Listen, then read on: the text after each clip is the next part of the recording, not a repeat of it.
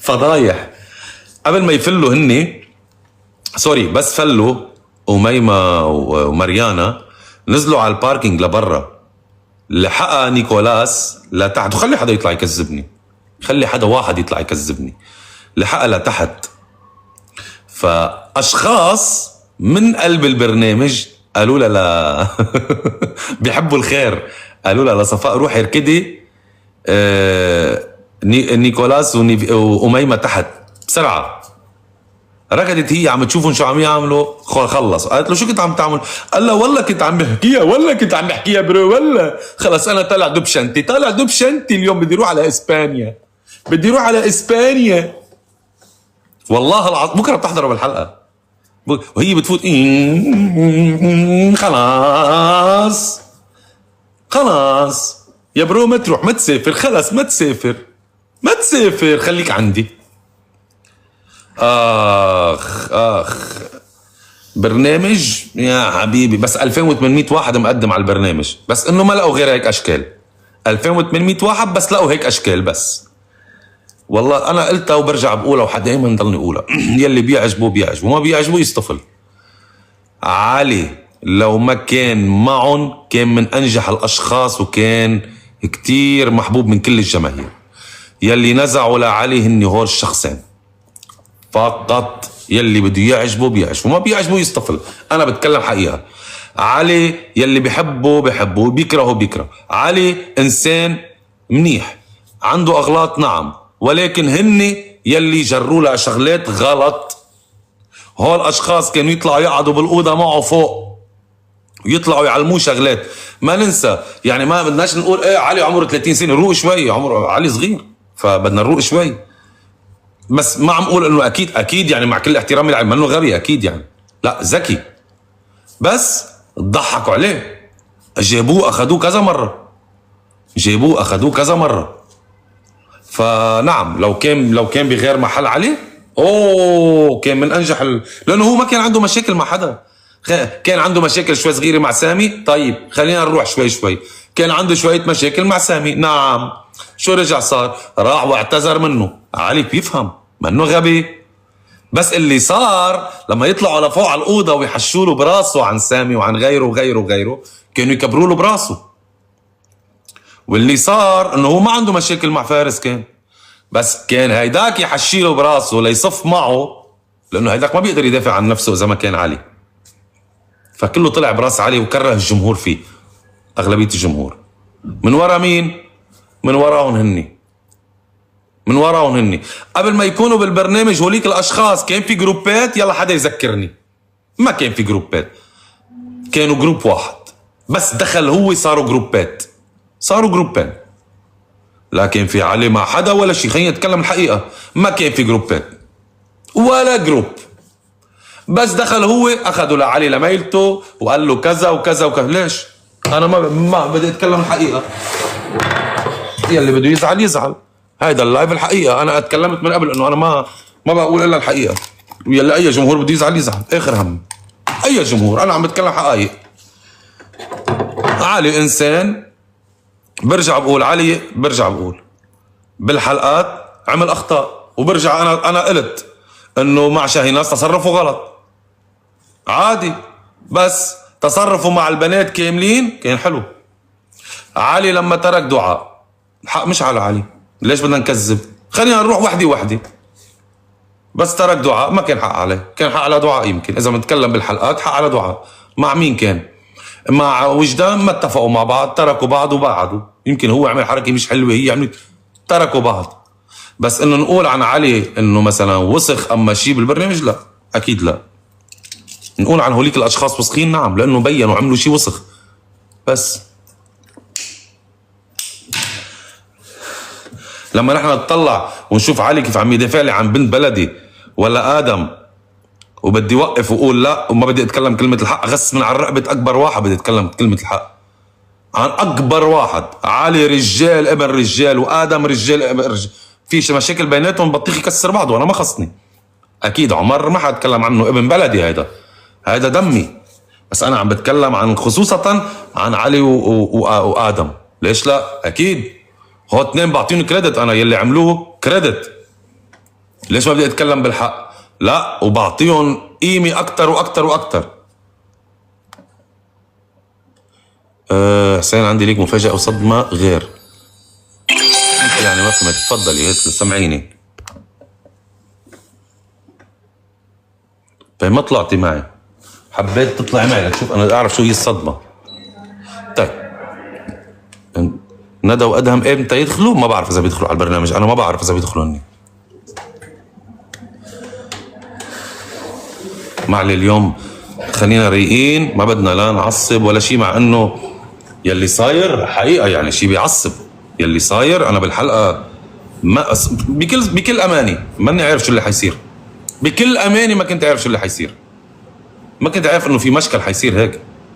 ولو اجت لو كسرتها على راسهم والله كنت عملت اليوم، جبت لكم قالب كيك، قالب كيك لجيب لكم اليوم. ليش ما تصالحهم؟ مين بدي صالح؟ يا جماعه بكره بيخلص البرنامج وكله بيتصالح مع كله اذا الله راد.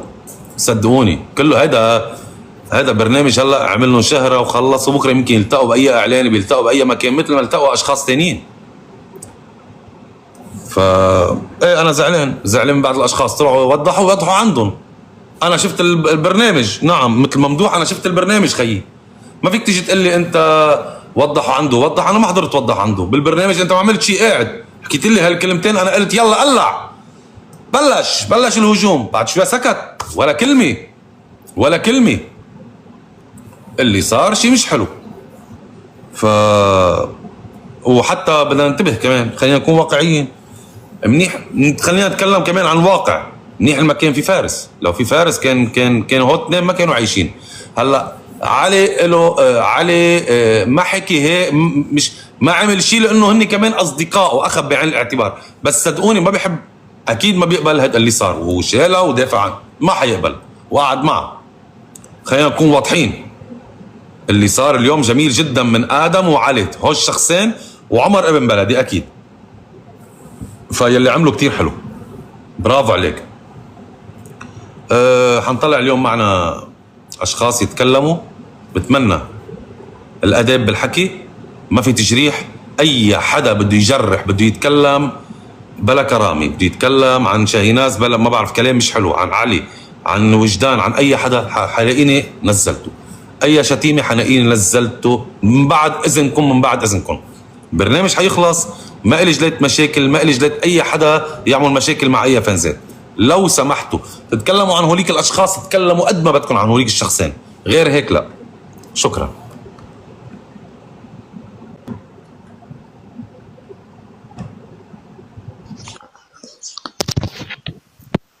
السلام عليكم اخي حسين، حسوني شلونك حبيبي؟ السلام عليكم.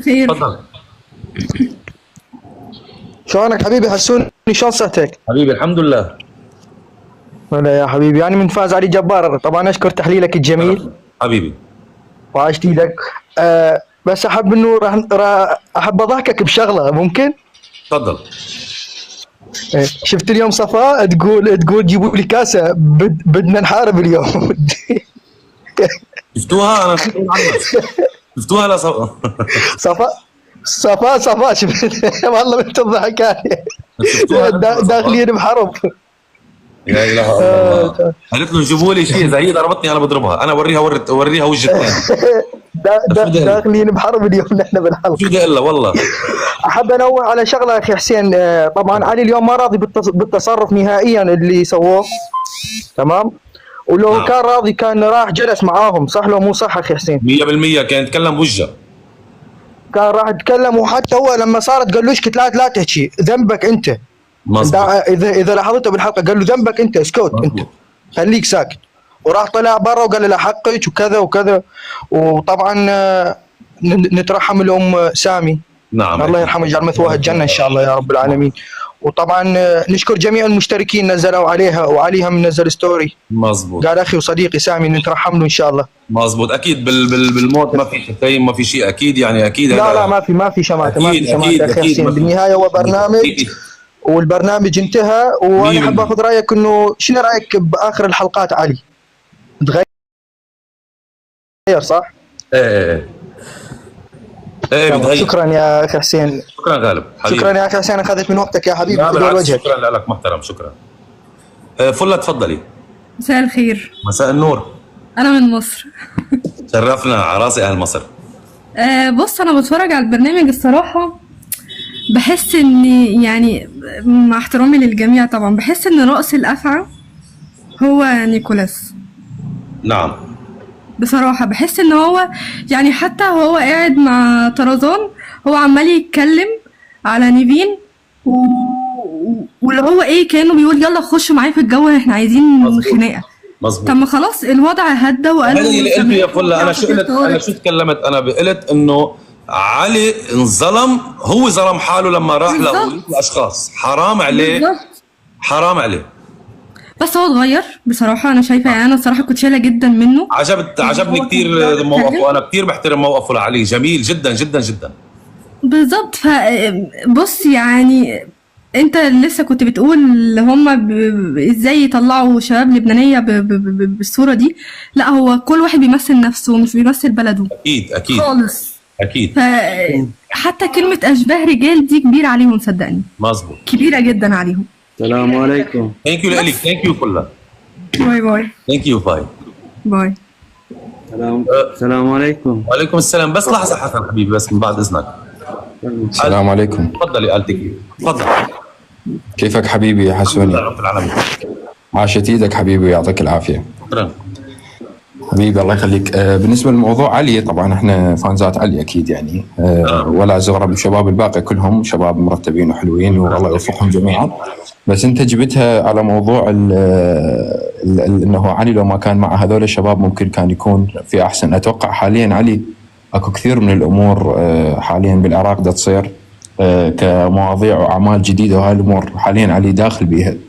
نعم. فاتوقع يعني اتوقع انه في كثير من المشاهير كانت بدايتهم بدايه عاديه او بدايه انتقاد. بنقول مش موفقه ورجعت صارت موفقه. نعم. يعني خلينا نقول نوعا ما كانوا مثيرين للجدل في نعم. فتره من حياتهم، وبعدها لا يعني تحسنوا وصاروا حسب الاودينس وحسب الجمهور اللي هذا. فهذا اللي حبيت اوصلك يا حبيبي، انه شكرا. كثير من المشاهير اللي عندنا هيك صار فيهم. تمام، على راسي حبيبي. شكرا جزيلا. شكرا لك. الله يخليك حبيبي. ليزي تفضلي. مساء الخير. نحبوك من الجزائر. شكرا لك. نعزيو سامي. نعم. نحبوه ونعزوه، وانا من حزب سامي نيفين ووجدان، مع اني جزائريه ونحب وجدان وفوطيت على وجدان. نعم. حاجه بركه. ان شاء الله تفهمني. تفضلي. ان نحب نيفين ياسر، نحطها جزائريه، احنا عندنا الدم الحار. نيفين راك اللبنانيين مبروك عليكم نيفين. نعم. اما ادوك لي دو ربي يغفر لهم. سورتو نيكولا هو راس الافعى. نعم. بس ما تشوفش احنا قاعدين نشوفوا واش كاين. نعم. والاخر ممدوح ربي يهديه. فهمتي؟ ممدوح ربي يهديه. وحاجه طلعت باش نقول لك على عمر، انه عمر لبناني حر. نعم. ودافع على نيفين بكل رقي، دافع عليها برقي. فهمت؟ الرقي اللبناني المعروف. هذا واش كان. وربي يخليك حسين ونشتيوك. نحبوك الجزائر. ثانك يو. انا بحبك كثير. ثانك يو. حسن تفضل. شلونك حسين؟ اخبارك؟ رب العالمين. تفضل. اول شيء نعزي اخونا سامي، الله يرحم والدته. شنو رايك بعلي بالبرنامج البارحه؟ الموقف الحلو. اوكي، لا بدنا نتكلم. انت عم تقول لي بالبرنامج ولا على الموقف؟ موقفه البارحه ثبت كلامه، ما طلع لا هاجم ولا واحد. أوكي. بس المشتركين هم طلعوا هاجموه. اوكي، ما شوف، برجع بقول لك انا علي شخص كثير محبوب، هو انسان قلبه طيب جدا. اللي حصل انه هو دخل بجروب الغلط، برجع بضلني اقولها، دخل بجروب الغلط وصار هو ليك يحشوا له براسه وصار هالمشاكل، صار في كره. انقدر وانظلم بالبرنامج وخارج البرنامج. يعني كثير من المشتركين قدروه. هلا تيجي تقول لي انظلم خارج البرنامج، ما انظلم. رح اقول لك ليش. هلا بالنهايه كلنا بنعرف، انا بتواصل معه، انا عارف اعماله شو عم يعمل، فما انظلم. عنده اعمال كبيره. مقطع، هو ما يقدر يطلع، هو مشغول ما يقدر يطلع يرد على ذول يطلعون يحكون عليه، عايفهم بحالهم. نعم. ما يعني شي يرد عليهم، هذا مو من مستوى يرد عليهم. وعلي يبقى ترند البرنامج وخاوة. شكراً. على هو البطل. شكرا مشكور استاذ حسين. حبيبي، شكرا شكرا. أمولة تفضلي. السلام حسين، وعليكم السلام. كيفك أخبارك؟ الحمد لله. بس عندي سؤال، يعني على فؤاد، كيف فؤاد يعني مكروه وإنسان مو حلو هيك، كيف راح يستعطف الناس يصوتون له في الأخير، يعني في سؤالك البرايد جميل الأخير. جدا، سؤالك جميل جدا. أنا حقول هن بيصوتوا لهم لأنه في شغلة بتصير، بيطلعوا بيقولوا بعض المشتركين، إذا أنا كذاب حدا يطلع يكذبني، لبعض المشتركين بيطلعوا بيقولوا إنه في أشخاص من هول الشخصين إنه هن ما عندهم أهل وهن عايشوا بدار أيتام وكذا كذا كذا كذا، بصير في تصويت على القلب الطيب. شكرا كثير. شكرا لك أمولة، شكرا. أنين تفضلي. أنين القلب. الحمد لله رب العالمين.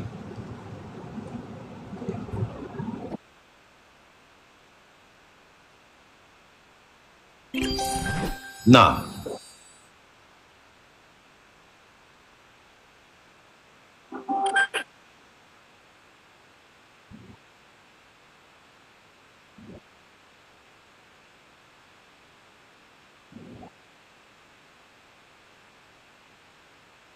تحكي على مياه بما يخص على طارق، يعني باش نحكيه بالمكشوف. أنين وبعد مشيت لطارق وحكيت له على اللي صار. بدي اقول لك شغله بس. المشكله يا حسين حاول باش تفهم الموضوع. ايوه. لا انا ولا انت فينا نعرف شو نحكي، يعني لو انت قلتي انه عم تحكي على مية ولا عم تحكي على طارق ما حدا حيعرف، هي اللي بتعرفه بس. لا عشان هي راحت على طارق وسالته نفس الكلام اللي صار بينها وبين مية، فهمت يا حسين؟ نعم. يعني الكلام اللي صاير ما يخصش وجدان، عاملين هجوم على وجدان، هما المشكله هما عاملين هجوم على وجدان، فهمت؟ هو الحكايه ما تخصش وجدان نهائي، يعني الموضوع. انا حبيت طلعت هيك، هي انا اللي طلعت باش نوضح الحكايه هذيا للجماعه الكل، وسيرتو معناتها للفانس نتاع وجدان اللي هما ما فهموا حتى شيء. راهو الحديث اللي سمعتوه تحت الزيتونه بوجدان ومايا، راهم الحكايه ما يخصش وجدان في الموضوع، راهي تخص مية.